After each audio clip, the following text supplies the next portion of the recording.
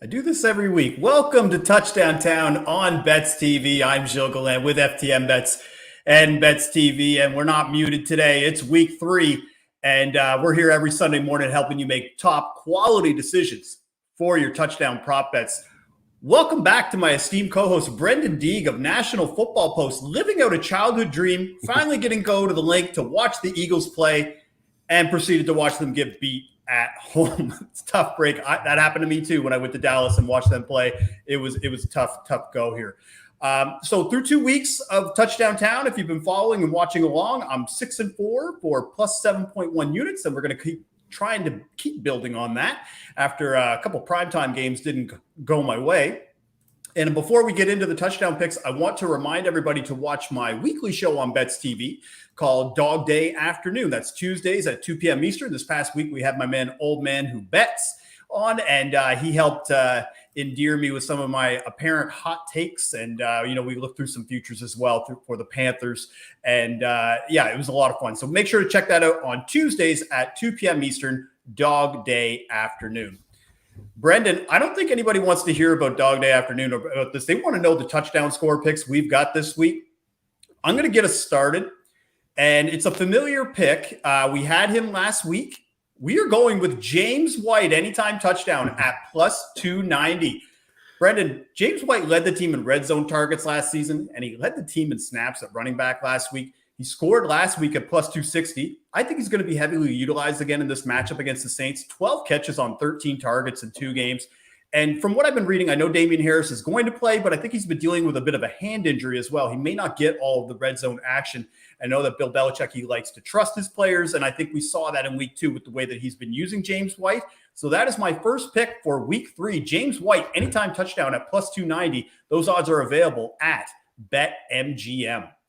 So when I messaged you the other day asking why he went back to him, you said he will have the Christian McCaffrey style usage, and it's only been 2 games, but the Lions have allowed 3 touchdowns out of the backfield. No, they're not playing the Lions. Sorry, the Ravens are playing the Lions. Saints, man. Saints. Sorry, my bad. Okay, well, the Saints, but it's you get where I'm coming from. He's going to have the exact same kind of style that Christian McCaffrey had. Sorry, I'm on a completely wrong game. But look, you love James White. He's always at that plus 250 odds. He's your boy. I knew you were going back to him. And he's the focal point of myself. Yeah. Anybody who has followed me along. If you followed for 2020, if you followed Gilles Gallant for 2020, you knew James White was coming. But my bad with the wrong stat there. I was looking at the fantasy stats on NFL.com. But yeah, honestly, look, it's a good pick. He hit for you last week, right? And he's a third down back. He's gonna have that role. So why not? And look, the Saints defense, Christian McCaffrey role, exactly what you said last week. It was they're skeptical, and I think that whole team, like, they're in a hotel for the week, right? Too. So, well, I'm not going to say that James White is on the Christian McCaffrey level of talent. I'm just saying more or less that you saw what McCaffrey in that type of role did in week 2 against the Saints, and I think that Belichick saw that. Everybody else saw that. I'm not sure if odds makers saw that with the way that the odds are for James White. So that's my first pick. What is your first pick for week 3, Brenden? So I'm going with the guy that you took last week, Laviska Shenault, one of my favorite prospects from the draft last year. If you followed me on Twitter, I was in love with this guy. I wanted the Eagles to draft him. It's a damn shame that he went to Jacksonville. But look, that offense is struggling right now, and they need some red zone help. He's a big body. He has potential to get some carries as well. He already has 2 rushing attempts this year. And look, he's probably their second option right now. You can argue Marvin Jones is, but I think Laviska Shenault should be involved in the red zone. And I thought Urban Meyer was going to find unique ways to use him this year. It hasn't happened, but he's got targets this year already. And I think this is kind of the game where the Jacksonville offense figures it out. Trevor Lawrence isn't as bad as the analytic stats show. I think I don't know if they'll win the game. They probably won't, but I think this is kind of a rebound spot for all the rookie quarterbacks this year that will carry into a pick I have later. But let's get Schultz 16 targets so far, plus 240. Sign me up. Yeah, I had him in week 2, and it was very frustrating to watch that game. I don't know how much of it was the Broncos defense or the Jaguars' ineptness on offense, because he was getting targets, but it was just very poor throws from Lawrence, not good protection as well. Again, the Broncos defense is pretty good too. But playing in week 3, hosting Arizona, I think you might be able to see a nice little bounce back spot for this, and the odds are decent. Mm-hmm. So we're going to move on now to my second pick of the week. This one I don't consider a long shot, but the odds do say so. I'm taking Cole Kmet with the Chicago Bears anytime touchdown at plus 450. Those odds are available at PointsBet. And my double joint co-host loves this one. He loves this one. And look, there's not a lot of production from Kmet this year, but he's been playing over 70% of the snaps through 2 weeks. He's second on the team in the total targets. The Browns have also gave up 10 touchdowns to tight ends in 2020. That was 29th in the NFL. 2 touchdowns to Travis Kelce in week 1. Not going to say that Cole Kmet is on Travis Kelce's level, but I would just say that they're a little bit more vulnerable from a defensive standpoint, maybe against tight ends. And I think we've seen that so far. I also love to take guys that have huge odd swings. Like last week versus the Bengals, Cole Kmet was at plus 210. Now he's available at plus 450. And then you look at the fact that Jimmy Graham has only gotten 36 snaps through 2 games. It's Cole Kmet's job now. Rookie quarterback, going to probably have to panic. If he's not tucking and running, he's going to throw it over the middle. I think we see Cole Kmet anytime touchdown at plus 450. I like that stat they used from last year. The Browns, the only part of the defense they didn't fix was their linebacking crew. So he's going to have some one-on-one matchups, and he's probably their second target in the red zone, and plus 40. You can't go wrong with that one. Well, and that's what's difficult to peg, because obviously Jimmy Graham has been always a red zone target pretty much his whole career, especially on this Bears team. But you're just seeing him slowly getting phased out, and his odds are going through the roof. I think I've seen him as high as plus 600 to score this week. So those are my first 2 picks. Brenden, what's your second pick for week 3? Okay, so I'm going with a guy that has led the league in touchdowns since week 15 of last year. No one will guess this one, but Zach Pascal already has 3 touchdowns this year. Led the league, like I said, in touchdowns since week 15 last year. Look, he's a red zone threat. He's actually he's on the field for blocking. He literally is a blocking wide receiver, but in the red zone, he's a target. He plays over 90% of the snaps in each of his last 2 games during the year. Why not ride him at plus 240? He's finding the end zone consistently. I just think this is kind of a no-brainer. And look, I think the Colts are going to figure out that there's no way they're going to go 0-3. I'm not saying the Colts money lines one of my locks of the week, but I don't think the Titans should be favored by 5.5. I think it will be more of a high-scoring game. And look, Carson Wentz is grinding it out with 2 sprained ankles today too. He liked Zach Pascal clearly for the first 2 games, and it was just kind of a no-brainer bet. I don't know how else to explain it, Gilles. Plus 240, guys already scored. I don't know how else to go for it. I don't think you really need to go too deep into it. Yeah. I think the fact that there's no T.Y. Hilton, Michael Pittman hasn't really taken over that number 1 role yet. And so far through 2 games, they haven't really been utilizing Jack Doyle that much as well. So Pascal through 2 weeks, obviously scoring the touchdowns. I wasn't as thrilled with the pick when you had sent it to me yesterday, but then once I saw that Carson Wentz got ruled back in, I was like, okay, those odds. We'll see how long he plays. Hopefully he gets it in the first half. I don't know, man. Coming from an Eagles fan, I know that durability. But hey, look, he's got to grind it out. They're 0-2, they have to win today. If they go 0-3 and the Titans go 2-1, I'm not saying it's a write-off for the season, but this is kind of as must win as you can get for the Colts. Yeah, it's pretty close. Mm-hmm. Okay, so we're gonna go now to my third pick of the week for week 3. We're going with a quarterback, Brenden. We're going with Justin Herbert. Anytime touchdown at plus 350. It's available at BetMGM. Brenden, I don't know if you knew this, but did you know that Herbert scored a rushing touchdown in both games versus the Chiefs last year? He only had 5 rushing touchdowns in 2020, and he only rushed it 8 times in the red zone last year, scored 4 times on those attempts. And while that's obviously a smaller sample size and, not a big number, I think one of the reasons why I loved it as well is the fact that the Chiefs defense just has not been good against running backs or quarterbacks. They've allowed 9 rushing touchdowns already in 2021. 7 of those touchdowns are to quarterbacks in 2020. That was 30th in the NFL. They allowed 2 touchdowns to Lamar Jackson already this week. I'm not saying that Herbert or Lamar Jackson are on the same level. And as much as the Chargers have been in the red zone, one of the reasons why I was a little encouraged with Herbert is that they've only given Austin Eckler 7 rushing attempts in 2 games in the red zone. And I feel like with the stakes of this game being a divisional matchup, both teams being 1-1, just something leads me to believe that I think Justin Herbert is maybe going to have to take it upon himself to put points on the board. And I can see them within the 5-yard line, him just tucking and running and going right in. At plus 350, I think this is a good bet. I love your bullets on the graphic. Confusing Chargers run game. nailed it. I was looking for a Chargers running back to hit. Justin Jackson doesn't get a lot of carries. Austin Eckler was minus odds. And if you like the Chiefs defense, let me throw some stats here right here, Joe. 32nd in DVOA run defense. They've led the most rushing yards in the league. The only team behind them in rushing yards allowed is 79 yards behind them. They are getting destroyed on the ground. And look, Herbert is probably their second option, right?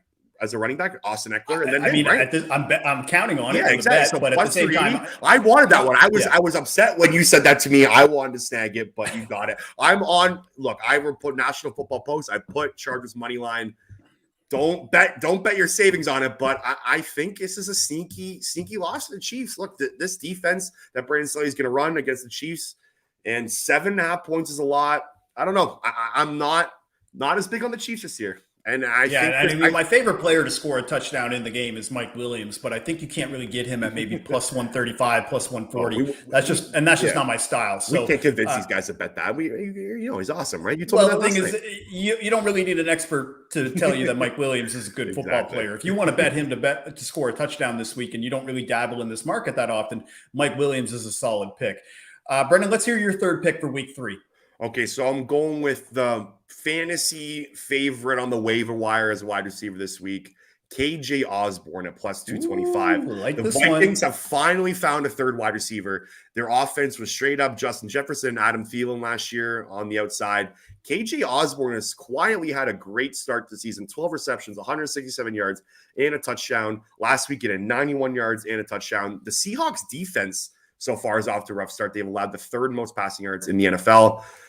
Look, it's plus 225. Kirk Cousins is having quietly his best start as a quarterback in his career. I think it's great odds. And look, I think this is going to be a really high-scoring game. There's not a lot of defense in this game. I think it's going to kind of be a shootout.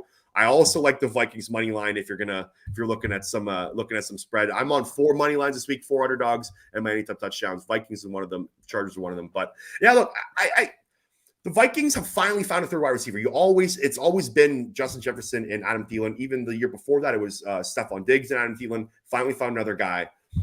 I think plus 225 is juicy. I was surprised when I saw those odds. Yeah, and the fact that they've tried to kind of audition guys for this role, it feels like over the last couple of years, whether it be BC Johnson or Chad Beebe or even CJ Ham. There's just a lot of people that have tried to kind of been a revolving door for a wide receiver 3 here, and I think he's solid value. He's gotten a ton of targets, ton of receptions. I think one of the only thing that I would say, not to say the touchdown scores, but the comment about the Vikings money line, not to say that I don't think the Vikings can win this game, but it's trending that I think Dalvin Cook isn't going to play. And I'm not saying that Madison is a bad replacement, but he's just not Dalvin Cook. It's just it's a different offense here. So I think they are going to have to pass a lot more, which helps the KJ Osborne bet. So and it's more they're 0-2, right? They have to win today. Same with the Colts, same kind of scenario. Like you can't if you go 0-3 and lose to the Seahawks, it's gonna be a tough go. And I think Mike Zimmer knows it. I think he's one of the most underrated coaches in the league. I had a sprinkle on him for Coach of the Year earlier.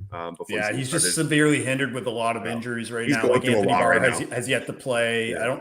I'm not certain if Everson Griffin is going to play this week as well. There's just a lot of injury, a lot of guys missing on the Vikings squad right now. But so we're going to go with pick number 4. We both have 3 picks in for week 3 of the NFL for Touchdown Town.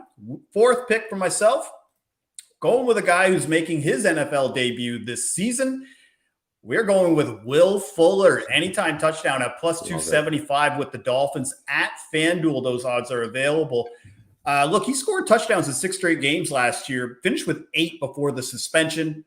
One of the things that I loved about him as well is that of those touchdowns, 3 of his touchdowns last year were by 40 yards or more. Now, obviously, he has Jacoby Brissett throwing the ball this time, not necessarily Deshaun Watson. So hopefully Jacoby will be able to just at least throw a couple of bombs and find Will Fuller here.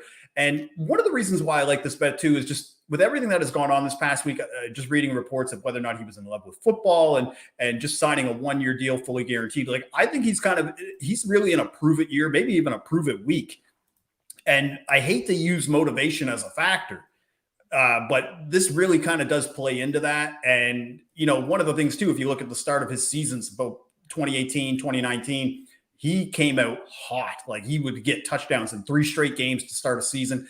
So I think at plus 275, when you're looking at the options between himself, Waddle, or Devontae Parker, he has the highest odds, and I think all 3 of them have the same chance to score. So I'm always going to gravitate to the guy that has the highest odds when I feel like all 3 guys from the same skill position have the same ability to score against this defense, against the Raiders.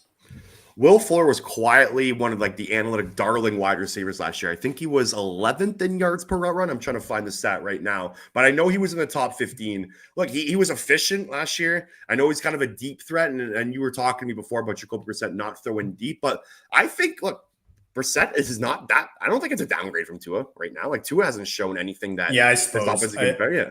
And look, you got him at great odds, and again, he's very efficient. And he's coming out fresh. Like he hasn't played. He's going to be hot. I love it. This is probably my favorite pick that you got this week. Yeah, like I also just don't feel like they would sign him to just keep him on the sideline. It's a proving year, right? He signed a 1-year contract. It's a proving year. He's got a ball this year and he's got to get paid next year. That's what he did. He signed with the Dolphins to get a big contract next year. And look, he was great for the Texans last year. He had a quiet, good year. So. Yeah, well, when he's not hurt, he was awesome for the Texans, in my opinion. I've had him on bench the last 2 or 3 years. Not get suspended too, as well, Yeah, that's true. and hopefully we'll see if whether or not the PEDs or whatever he was suspended for, whether or not that hinders him here coming into this matchup, a change over here. Okay, now Brenden, pick number 4 from you for week 3 of the NFL 2021 season is. All right, Gilles, let's get down and dirty here. We're going some long shots the next 2. We're going with. I watched some YouTube highlights to make sure I got this name correct. Tell me if I'm wrong here. Olamide Zaccheaus. Did I get that first name right? I know the last name is. I know the last name was right. The first name has been bugging me. But look, no Russell Gage. He's wide receiver number 2. He's Atlanta's deep threat. Atlanta's offense has been really weird to start. I don't know how else to describe it. They're like Cordell Patterson's on pace to break his like all-time touch record by like double. I think they figured out this week. I think this. If you're looking at a total bet between like during the week, I think Giants and Falcons is a great over. I think both these teams are going to shoot the ball out. And look, second wide receiver plus 380, you can't find that. And I just think Matt Ryan is going to have a better game. Like again, kind of this trend I keep having. 0-2 teams have to play well. If you go 0-3, your season's pretty much over. The odds are not good to make the playoffs after that. And I'm not saying the Falcons are a better team than the Giants, but the Giants defense has been mediocre to say the least. They've allowed the 6th most yards in the NFL so far. Like Taylor Heineke was lighting them up last week on Thursday Night Football. If it wasn't for basically Washington's O-line ruining it for them, like their O-line did not play well, holding Heineke up. Like he had way more yards. He would have more rushing yards. I think the Giants defense last year was really overrated. Patrick Graham got a lot of love this offseason. Oh, come on, you're a Cowboys fan. You got to have. I know, but you got to remember who controls the controllers here. Our producer Tino is a huge Giants fan. He's going to be going to the game today. He's going to cut your mic out. You keep talking like that. You got to be careful. Tino, Gilles got your back, all right. But hey, look, man, I think Patrick Graham hasn't done a really good job so far this year, and I think the Giants are probably going to win the game, but it's going to be a high-scoring game. Atlanta's offense again isn't that bad. They put up 25 points against the Bucs last week, but they did pass a lot. I just think plus 380 for a second wide receiver is as juicy as you're going to get. Like I could not pass this one up. And that's the thing too, is that's the reason why I keep gravitating back to why I don't think it's as bad of a pick as maybe the odds indicate, or just the fact that you look at stats of Atlanta and looking at their passing stats, because you're right, to get a wide receiver 2 at those odds against a defense that is, they're not they're not a top 5 defense by any stretch. And I was really high on Russell Gage coming into the year. I thought he was going to be utilized very, very heavily because I thought most of the defensive focus will go on Calvin Ridley, which would put him in a position to succeed. He's hurt now. He's taking over that role. And I do think that the Giants are going to try to make more of a focus to stopping Ridley and Pitts, which should leave Zaccheaus into a little bit more of a opportunistic role to be able to score a touchdown here. So we'll see what happens. But again, at plus 380, how can you really complain? Exactly. And look, I think, again, I think the Falcons will figure it out. I don't think they're as bad as they can. They can't give the ball to Cordell Patterson as much as they have for the first few weeks. I think Arthur Smith has kind of had a little heart-to-heart moment with himself, and he'll have a better offense this week. All right, now we're going to do my last pick of the 1 p.m. Eastern and 4 p.m. Eastern games for week 3 in the NFL. And this is a guy, Brenden, who has scored in both week 1 and week 2 We're going with Tim Patrick of the Denver Broncos for an anytime touchdown at plus 250. Brenden, he is the only player, like I said, to score in both games on the Broncos in 2021. He led the Broncos with 6 receiving touchdowns in 2020, and he's second on the team in red zone targets, first on the team in total snaps at wide receiver, and versus the Jets and scoring both weeks. Here's the thing, playing against the Jets and the fact that you're scoring both weeks, a guy like him, his odds should be closer to like plus 135. When you see it at plus 250, even anything over plus 200, that's a very good, valuable piece here, especially when you look at what his odds were through week 1 and week 2, and they were right around the 250 to plus 200 range for both of those first 2 weeks. If they're still going to be sitting there at plus 250 from odds makers, from a guy who is getting a lot of the looks, especially with Courtland Sutton coming back from injury, and while Courtland did look half decent in week 2, again, he's still kind of recovering, could be, one bad hit away. Like, I don't want to wish injury on anybody, but just the fact that you're coming off an injury like that, you could be more prone to maybe leaving for a series or 2. That to me just puts more emphasis on why I think Tim Patrick is a good pick here at plus 250 at FanDuel. I think this is a great pick for this game against the Jets. Fun fact, he leads the Broncos in touchdowns the last 2 years. Who would have thunk that one? When you sent me that pick, I threw that your way. Yeah, look, he's an underrated player. I think the Broncos offense is actually kind of fun to watch. They're one of the most interesting offenses right now. Somehow Pat Shermer has this offense kind of clicking. I don't know how. I was never the biggest fan of him when he was on the Eagles back in the day. But look, Teddy Bridgewater's rocking. The Jets defense hasn't shown a lot. So, yeah, I like this one. And I think the Broncos receivers are like, I think he's probably number 1, right? Like Jerry Judy's hurt, KJ Hamler. It's pretty much him and Noah Fant right now. Well, and Courtland Sutton. Courtland Sutton got a ton of targets last week. And I think he would be, but again, his odds are down to like plus 125, plus 130. Mm-hmm. Whereas I feel like him and Patrick, in my opinion, and the stats show that they both have an equal chance to score. So of course I'm going to gravitate to the guy who has higher odds in that instance. And also another guy, like I'm not going to bet him this week, but I have seen him around the plus 300, plus 350 range. I do think Steady Teddy rushes one in today against the Jets. So those are my 5 picks. Brenden, close us out. What's your 5th pick for week 3? All right, we're staying in the same game here. We're big Broncos and Jets. We're watching that game, right? Like that's the best game on TV, no? Easily. We're going Elijah Moore. Plus 400 on FanDuel. Rookie. Somehow FanDuel had him a lot higher than DraftKings did. He's plus 400 there. Look, I was big on this guy coming in the draft. I like wide receivers coming in the draft. You know that if you've been following me. And look, he was exciting at Ole Miss. I think that he's been underutilized so far, and he still had 8 targets last week. They spent a second-round draft pick on him. This offense is struggling. Again, I teased this earlier. I think the rookie quarterbacks aren't as bad as they've shown. Like, I don't think Trevor Lawrence and Zach Wilson, the first 2 picks, are terrible. Their stats show it, but I think they do kind of figure it out this week. I think the Broncos do win, but I think Zach Wilson will figure it out this week. It's weird. Like, I don't understand the interceptions. Like, it's completely different tape than it was at him at BYU. And I think Elijah Moore is kind of the key to this offense. Like, he's like, you can run jet sweeps with him. He's kind of like the jack of all trades. And I know LaFleur has been kind of looking around, looking for something to do, looking for easy targets for Zach Wilson. I think Elijah Moore's it. Like, he can get you in the red zone, jet sweeps, screens. He's kind of the Swiss Army knife, plus 400. It's sign me up. And look, I said we're getting down and greasy with the last 2 with Zacchaeus and him. But I'm following the king here. We're not 1 under plus 200 if you've been following around today. That's the way it goes, man. I mean, Thursday Night Football proved that when you saw 2 plus 400s and a plus 550, and then Tommy Tremble, I think, rushed one in for plus 1,200 as well. That no guys below plus 200, if you're betting touchdown scores long-term like I am, it doesn't make sense to bet guys less than plus 200 because it just ends up being minus EV as you go.